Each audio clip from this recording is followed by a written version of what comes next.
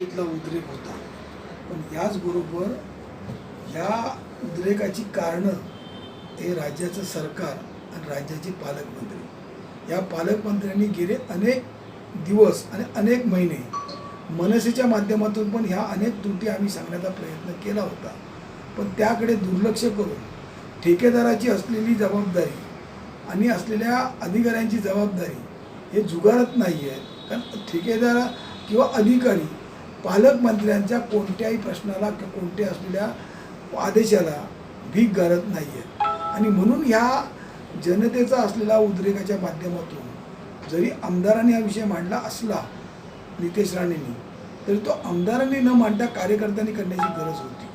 कारण वडिलांनी आपल्या मुलाची बाजू घेतली, वडिलांनी सांगताना नितेश राणेबद्दल माफी मागितली, पण कार्यकर्त्याने अशा प्रकारचं कार्य केलं असेल तर त्याच्याबद्दल असं करता कामा नये म्हणून सांगितलं.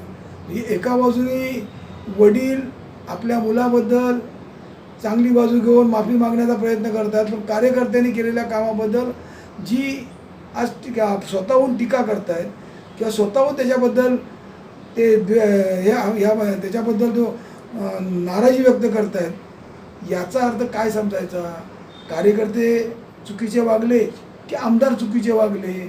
त्यामुळे हा जो प्रकार खऱ्या अर्थाने घडला आहे, याला सर्वस्वी राज्यकर्ते असलेले आमदार, खासदार आणि पालकमंत्री यांनी या जनतेच्या प्रश्नाकडे दुर्लक्ष केल्यामुळे आणि जनतेच्या प्रश्नाकडे ज्या असलेल्या हायवेच्या बाबतीत आज जनता गेले अनेक दिवस पावसामध्ये चिखलमय पाण्यातून जात असल्यामुळे हा प्रकार घडतो आहे. आणि त्याकडे पालकमंत्री कुठे लक्ष देत नाहीत. सत्तेतले आमदार मंत्रालयात बसून मिटिंगा घेत आहेत, पालकमंत्री कार्यालयात बसून मिटिंगा घेत आहेत, पण पालकमंत्र्याला ओरसला जाताना पंदूर लागते, पावशी लागते, या ठिकाणी चिखलमय वातावरण झालेलं आहे, याकडे पालकमंत्र्यांचं दुर्लक्ष आहे.